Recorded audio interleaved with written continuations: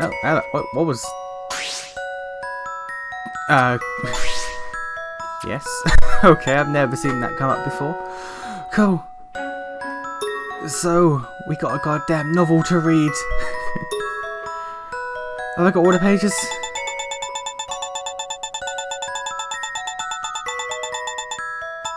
"45 pages. Oh boy. There's gonna be a time. There's gonna be a time. Alright, cool. This is an audio podcast now. Oh boy, maybe Skelter Nightmares, Where the Light Resides. Alright, cool. Yeah, I've always liked eating sweet food. Who is this one? I assume this is from the perspective of these two characters. But is this just to explain why the hell they were where they were? Or, you know what? Fine. I've always liked eating sweet foods. Back when I was younger, we could still buy sugar. Sugar is this white powdery substance with a nice sweet taste. It wasn't easy to come by, so we didn't exactly have it every day. But whenever something good happened, our parents would often make us sweets using sugar. How do you... This is the thing that's come up, like, it comes up a lot, like, just in my life that I've found. People can just make sweets. How... I need to know this ability. I've heard it a lot, but I've never once in my life come across the opportunity to just make sweets. How... I need to look into this. Nowadays, sugar is more of a rarity than anything. In fact, some people are actually addicted to its sweetness. People have been trying to figure out a way to make something to recreate the taste of its sweetness. For instance, there are these things called sugar beets. They actually look like normal beets. Okay. And when they're stewed in the process, you can make sweet liquid from them. Its cultivation hasn't seen much progress in recent times, but if we were able to work it out, so it could be mass-produced. What does this have to do? It was mass-produced that sweetness could be shared one day for everyone to enjoy. To be frank, I just couldn't wait longer. I felt like I had waited long enough. I couldn't forget what it was like. I heard that if you chewed on rice long enough, you could taste a hint of sweetness. Okay. I bet it wasn't enough anymore. I stood at the edge of the sugar beet.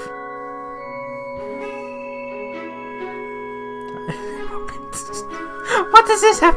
Okay. Haven't just beaten the game. This is so... Alright, this is so disconnected. Still at the edge of the sugar beet field. If stewing them could extract their sweetness, then biting into them would work just as well. Just one. It didn't have to be big. All it needed to be was sweet. Just one. Just enough to satisfy both of us. Hey, Momoru.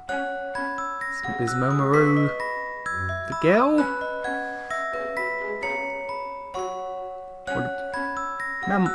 Mamoru? I've never... Is that even a name? Doesn't that mean like to protect or something? Doesn't Mamoru mean protect? My heart leapt as I heard a voice from behind. I turned around to see a familiar face.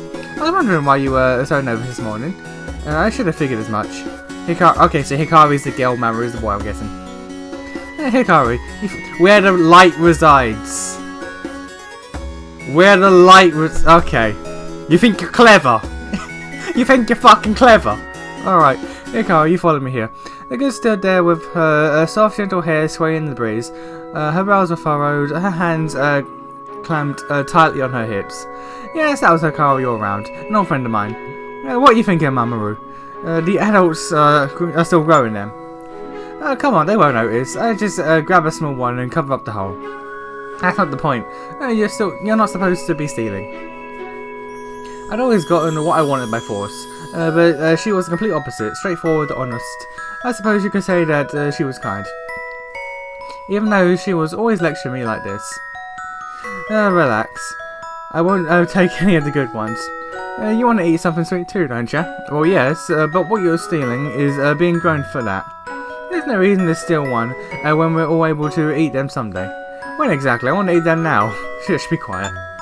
She put a finger to her lips and covered my mouth with her other hand. Despite always lecturing me, she never told the adults what I was up to.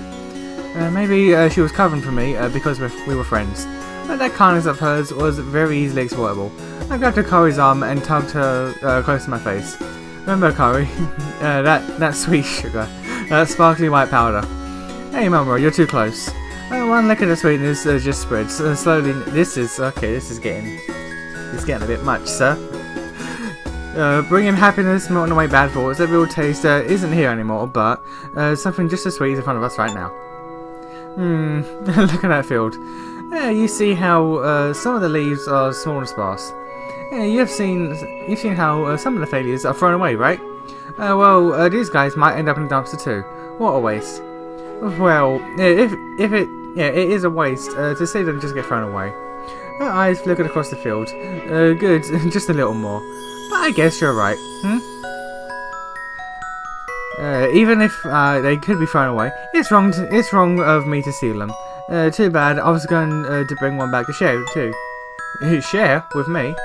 Yeah, I wanted to see you happy, but I guess I was wrong. Let's go already. I turned to walk away when I felt a tug from behind. Hikari had grabbed onto my sleeve. She hesitated for a moment before looking up. Just a small one. The smallest one, okay? What a cinch. I like this guy. Alright. Alright, how about this one?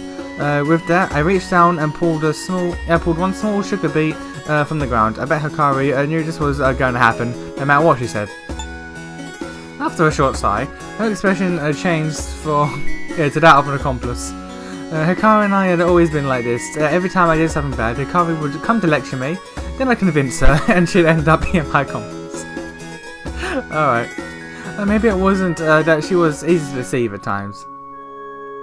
I feel like she was actually the one setting me up to do whatever it was she wanted to do. In any case, I wiped the dirt off the finger-sized beet and broke it in half. I heard radishes were sweeter. Are they? I'm questioning this as if sugar beets are real. I don't even know if they are. I wiped the dirt off with the finger-sized beet, broke it in half. I heard radishes were sweeter around where the leaves sprouted. Sure it wasn't a radish, but I went ahead and gave Hikari the side with the leaves on it. You ready? Yup. Let's see. We both took a bite at the same time and slowly chewed the beet in our mouths. It tastes like dirt. It's so dry and plain. We didn't end up with the sweetness we expected. I guess it wasn't easy to grow and produce in this world. Still, we didn't want to go. We still want to go to waste. So we kept chewing on the beet with a frown on both our faces. Hikari then whispered into my ear, "But it is sweet, just a little." I looked over to see a bright smile on her face. Yes, well, I didn't have a son. When we were born, the city had already sunken to the surface. Look over the skies and you'd see a thin, half-transparent membrane. Way above that was a large round thing floating far away. The adults here said that this city used to be above that covering. Behind it was a world that had blue skies, white clouds, and a bright sun. We were told that sunlight was critical for plants' growth, which is why we couldn't grow any plants down here. You can create artificial lighting, but I guess, yeah. We had only seen old pictures of such a world, so it was hard to imagine a vibrant place like that have ever existed. I asked whether that round thing in the sky was the sun, and they said it wasn't. They said that the sun was much brighter, burning in even further away. Seriously, how's it even possible? So I asked, what was that round thing in the sky? Yeah, it's called it a white moon. This moon changed colour over time. Sometimes it was white, sometimes it was red, sometimes it was blue, and as the colours changed, I guess that's the jail. Eerie sounds resonate across the dimly lit city. Hikari trembled, muttering with fear. The jail is wailing again. Now that sound was the jail's voice. The jail appeared out of nowhere 20 years ago. 20? I thought it was 15. No, 15 was when Dawn went to the jail tower and got killed. Okay, never mind. 20 years ago then. Alright. It consumed, twisted and rotted this city, then sunk deep into the ground. The jail was a living organism, much like a plant, and almost emerged completely within almost merged completely within the city, spreading its roots everywhere. The elders here call it mimicry or something. Soon after, the city became this huge, inescapable underground prison. Mamoru, we're not safe here. Let's go back. Yeah, you're right. I nodded in agreement, distracted, as Hikari tugged on my sleeve. Even I knew when to stop teasing her. The moon of desire was about to change colour from blue to white. The moon of desire? That's the first time it's ever been called that, but alright. This area was completely safe when the moon was blue, but as soon as it turned white, the city turned to hell. This is things that never really came up in the main game. We had the shifting, what's it called? Not shape, I can't remember what the actual term is called, but like the moon would shift, but that would only correspond to the tower's needs. There was no distinct colour change. Granted, the symbols were white for hunger, blue for sleep, pink for lust, or red for lust. So I guess in this, it's safe when the moon is blue because the jail's asleep, but it turns to hell when it's white because of hunger. I guess that makes a lot of sense, but that was never conveyed properly in the game. The colours and the symbols were just there. The actual meaning behind them weren't really conveyed. I guess this is why you can pick up these novel pages during gameplay, because if you read it as you're going along, it will help explain some stuff.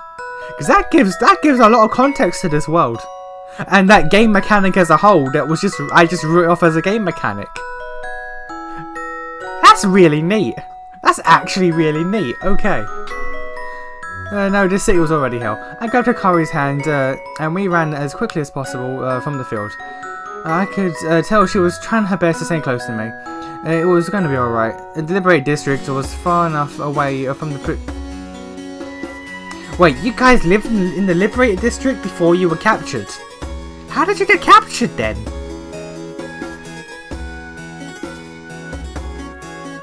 Okay. What? No. Because like Jack and Alice had no idea what the Liberated District was. But they were taken from their village. But you were taken from the district? That means that Martians must have broken into the district. When? Okay. Where was I? It was going to be alright. The Liberated District was far enough away from the prison area. Members of the Dawn were keeping watch around here. You would have to have the worst luck too. Just as I was about to finish that thought, Hikari gasped and we skidded to a halt. No. From around the corner of a building came a monster. It was a giant, shaped almost like a crow. Looking closer, I saw that it had human limbs for legs and wings. Oh boy, that sounds like a nightmare to me. Truly gruesome and terrifying monster. The jail didn't just mimic the city. Humans, animals, plants, buildings. Anything the jail's roots came into contact with was consumed and mimicked. Where the root touched, the jail fused and mimicked with Where the root touched, the jail fused and mimicked them into creatures, monsters. The adults called them Martians. A Martian? Why here? The city was protected by a group that called themselves the Dawn, monitoring the prison area where the Martians lived, as well as the Liberated District where the people resided. Because of this, the Martians rarely ever appeared here, but from time to time, one of them would find its way in. It was said that humans unfortunate enough to encounter one were taken away by the Martian to a prison area, never to return. We are going to be one of them. I stepped in front of the trembling Hikari, and slowly backed us away in silence. We just needed to escape before it noticed us. But it was too late. The Martian looked at us and began its chase. Hikari, run. No, Mamoru. I shook hands off me and ran toward the Martian, reaching into my pocket to grab my leather gloves, because that will help, I guess. Those spiked knuckles could knock any person down, but I was facing something, not someone. Eat this. I slammed my fist with all my might right into the Martian's face. I could feel my gloves gouging out its flesh, but it didn't fall. The Martian punched me with its gangly winged arm. Suddenly, the wind was knocked out of me. I couldn't breathe. As I crumbled to the ground, my vision began to fade. Stop, don't hurt him. I heard Akari's voice as everything grew dark. That idiot. I thought I told her to run. As long as she was safe, Okay, so that's how they were outside the Liberated District and they got nabbed. Alright. Strange enough, I woke up feeling relaxed. There was a soft pillow underneath my head. I flipped over to bury my face into it. Hey, memory, you idiot. I felt my head being slapped hard. I opened my eyes to see Hikari's slender waist. It looked like I was sleeping on Hikari's lap. Yeah, give me 5 more minutes. No, wake up. Hikari pinched the hands that were rubbing her thighs. Reluctantly, I forced myself awake and looked around. Where are we? This place was creepy and dimly lit. We were enclosed by walls that looked like a mix of dirt and flesh. As I looked closer, I could see people sitting against the wall in silence. We're in the prison area. The Martian took us here. I suddenly began to remember what happened. The Martians attacked you and you passed out. Yeah, I followed the Martian away here to try to save you, but I'm sorry. Are you stupid? Or why didn't you run? I couldn't just leave you behind like that. Hikari spoke with a bright smile. The smile was like a flower blooming in the dark. You really are stupid. I'm fine being stupid, but as Hikari was about to finish her sentence, again we heard the yells wailing, but this time it was louder, and it felt like it was coming from right above our heads. The Joe's voice sounded even eerier. I've just been wailing like this for a while. Everyone here is scared by it. I looked around the room. People sitting against the wall trembled as they held their ears and each other. Some of them had wounds of varying sizes. After seeing that, I finally knew. The room we were in was a prison cell, and what the people here were most fearful of was one of the prisoners let out a pathetic shriek. Oh, that was meant to be a shriek. Okay, I thought it was meant to be like a surprise. Okay, never mind. Behind the cell bars was a monster, Martian. The Martian opened the cell door and headed our way, looking around as if it was trying to make a choice. The Martian's eyes met one of the girls. She froze completely still. The Martian slowly approached her and extended its hands. With that, Hikari tried to get up. Hey monster, why didn't you take me? I held Hikari down and quickly stood up and took her place. I had no other choice. If I didn't do this, she'd be sacrificing herself. Amaru, shut up. You just stay still. Yes, I thought. The Martian looked toward me and grabbed my arm. Damn it, that hurts. You don't have to drag me. I doubt it understood what I was saying, but I tried to get through to it. I had to. It was strong enough to rip my arm off. Seeing me in pain, Hikari's expression changed for worse. Wait, I'll be back right away. You just be a good girl, alright? Hikari forced a smile onto her face as I was led out the cell by a Martian. I thought to myself, where did I get although from? I thought to myself that I probably wouldn't be killed, and for good reason. Many of the prisoners had fresh wounds on them. I wouldn't be killed, I thought. Soon enough, the Martian took me to a room. The door swung open. From the inside, a pungent aroma of steel came forth. Held inside was a gathering of horror. Alright. The Martian pushed me in. Another Martian approached, wielding a dirty spear covered in red. And so my nightmare began. There were 3 types of torture the Martians employed. One was making prisoners bleed as much as possible.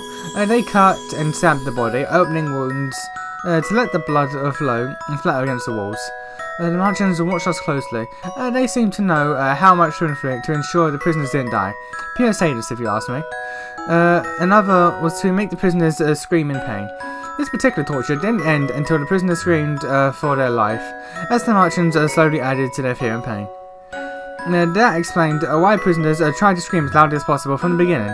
It seemed to make the Martians stop. But once the screams ended, the torture began again. So regardless of what was done, it never ended well. The last, and probably the most insufferable, in a sense, was lining the prisoners in front of a wall and forcing them to lick it. I still can't get over that. I get why And I get the symbolism behind it, but it's still such a weird thing just to put in. Oh, okay. I can understand how sadism makes others hurt other people, but this really made no sense at all. The prisoner said that it was a lot more tolerable than the others because there was no pain, but this was the most intolerable to me. My tongue hurt from the constant licking as your mouth dried out. But at the exact same moment, you felt pain. The wall began to secrete something moist that eased the pain on your tongue. Oh. Oh.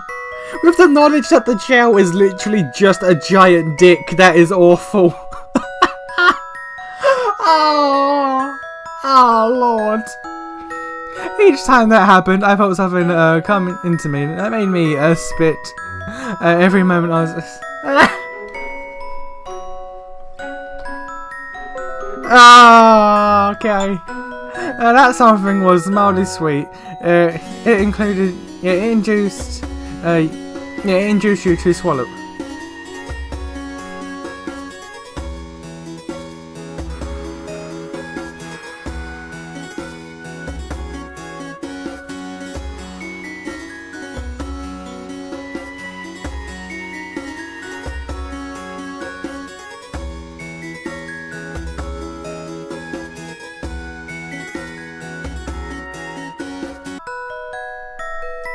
This is awful. This is awful. Once you know. Oh god. It induced you to swallow it, and that was something I couldn't bear. I can bear pain, but this was just shameful. Yeah, at times I felt as if I would succumb to his gentle sweetness. Sadly enough, some prisoners actually look forward to this torturing. So I resisted the sweet temptation and headed back into the cell with the other prisoners. I'm glad you're back, Mamoru. I can't. Oh, so are you okay? Yes, but you went to that place. Yeah, you went. Yes, but you went in place of me again. I'm sorry. I saw Hikaru greeting me with an expression of self-loathing. Her bright smile was there no more. Ever since we were imprisoned here, I made it my duty to taunt the merchants every time Hikaru was about to be taken.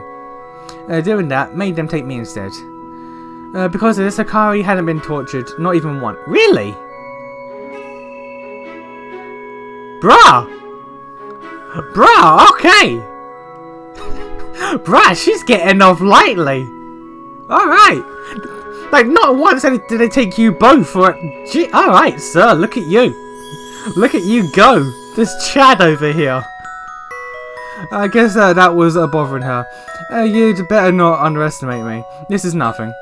Sure, I was trying to put on a strong front, but it wasn't a lie. The merchants made sure that none of the prisoners would be killed by their torture, but sometimes they would inflict a little too much pain, which led to injuries, with some reaching the extent of death. It had only been about a month, so I could still bear it, but if I kept up, there was no telling when I would break. For all I knew, I could end up just like the other prisoners, soulless, with only despair in mind. I needed to escape Hikaru before that happened, and I found the perfect someone to help us out. I headed toward the cell wall. There was a section that was a little brittle, and allowed me to hear the other side. I proceeded to knock on the wall. Are you two okay? The torturing is done for today, right? Oh yes, we're fine. I read the sigh of relief when he answered back. A few days ago, I searched the walls to see if I could broken through. It was then that the guy from that beyond the jail wall spoke to me. He called himself Jack. A pretty unusual name. Yeah, it's Western as opposed to you guys. But he said that he wasn't an outsider. How about you? Well, they just made me do the liquid thing. So I'm fine. Oh, this is literally taking place at the opening of the game. Okay. Well, they just made me do that licking thing, so I'm fine. It does kind of grate on you though. True. Jack went into silence. I wasn't surprised. The licking was almost unbearable. Then I heard a girl speak. As long as we're alive, we'll still have a chance of escaping from here. She called herself Alice and was a long-time friend of Jack's. Years ago, they were brought here by the merchants and years. Jesus. That does explain though why they were so unknowledgeable about life in general. Years. The reason I wanted to get Jack to help was because of Alice. And they supported and protected each other. And the ones who have someone to protect tend to be strong. Yeah, we'll get out of here one day, right? As I said those words, I looked toward Hikari. I wouldn't let her lose any hope of escaping. And for that, I needed to be stronger. Yeah, we're not going to give up. I could tell she only said it to go with the flow, but she still let out a smile. And that was the Hikari I knew. Nothing was better than seeing her smile. Alice spoke as if answering Hikari. Yes, no matter how painful things are now. It felt good to know that there were others there beside us. Even better knowing that they weren't given so easily. I'll protect you, Alice. I'll find a way out. Yeah, I'll find a way to get out of here. Alice's words must have made Jack say that. I can hear the resolve in his voice. In that moment, I thought it would be best to leave them be.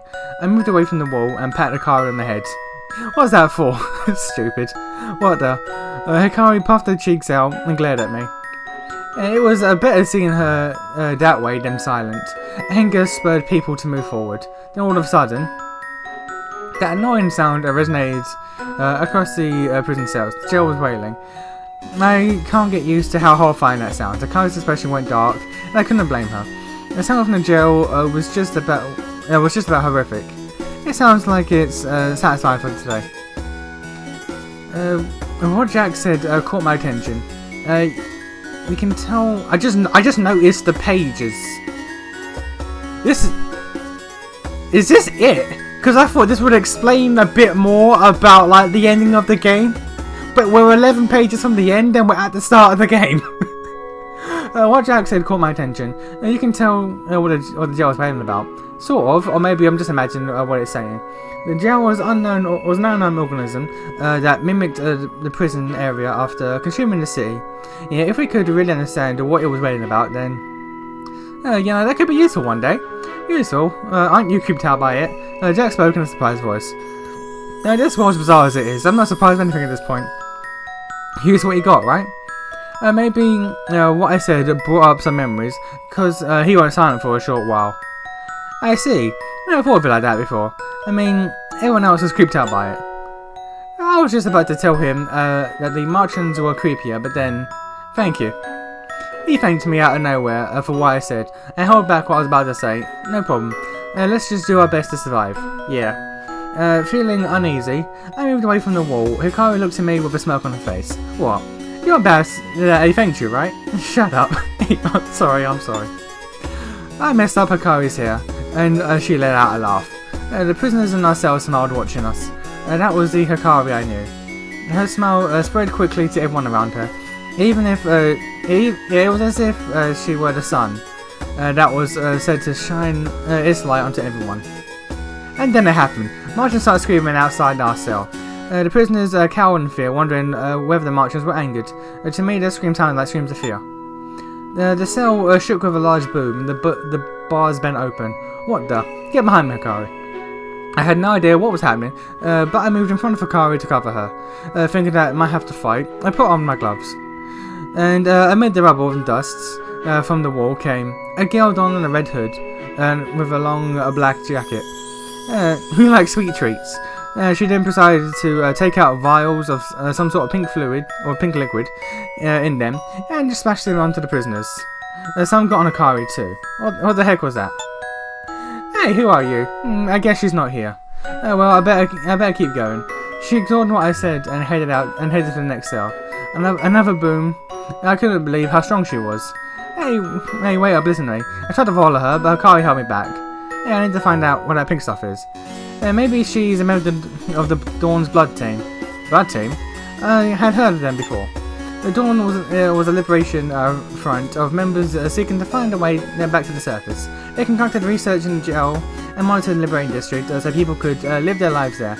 And within their front was a special force comprised of girls who faced the Martians in battle, the Blood Team. So was that hooded girl one of them? I glanced through the hole that she made in the wall, only to see her pop back into our cell. In her arms was a girl who carried her. In her arms was a girl who she carried out of our cell. Hey, wait. The black-haired girl in her arm yelled out at the top of her voice, Jack, Alice. Yeah, just then, a silver-haired boy jumped out of the cell. Was that Jack and Alice? Not knowing what was going on, I stood still. After a second, I came to and immediately knew what I had to do. Let's go, Hikaru. Without waiting for her reply, I grabbed her hand and ran out of the cell. Where are we going? We're getting out of here. Now's our chance. If she's a member of the blood team, following hers, I'll take it out. But what about everyone else? Now's not the time to think about that. Think about yourself. But just shut up. I knew Hikaru was being kind, but I didn't care what happened to everyone else, as long as she was safe. I carried Hikaru in my arms and made a mad dash after the hooded girl. Mama, I got it, so please let me down. I said, shut up, it's faster this way. Mama. So, she had given up. She went quiet and curled into herself. Good, I thought. Now I can run faster. I couldn't see the hooded girl anymore, but I could see a trail of dead marching bodies. Following it, she led us out of here. Maybe it was because I hadn't eaten much of anything. I was losing my breath quickly. My heart was beating like crazy, and I was sweating like never before. But I needed to keep running. We're almost out of here, I thought. I'm sure we'll make it out. Once we're out, we'll live our lives again like we used to. Just a little more. We just need to make that corner. I made it to the corner, and there stood a marching, 10-foot tall, standing our way. I made the sun stop and turned back only to see more marchers closing in behind us. Mamoru. Hikaru cowered closer to my chest. I needed to find a way to get Hikaru out of here. My mind spiraled trying to find a way, but nothing came to mind. The marchers were creeping on us. All I could do was, damn it, hold Hikaru close to me and regret my foolish actions. And so, the boy and girl were caught again by the marchers, and this time sent to a deeper part of the prison. But that wasn't enough for him to give up. Amid the despair, he tried with all his might to survive and protect the girl.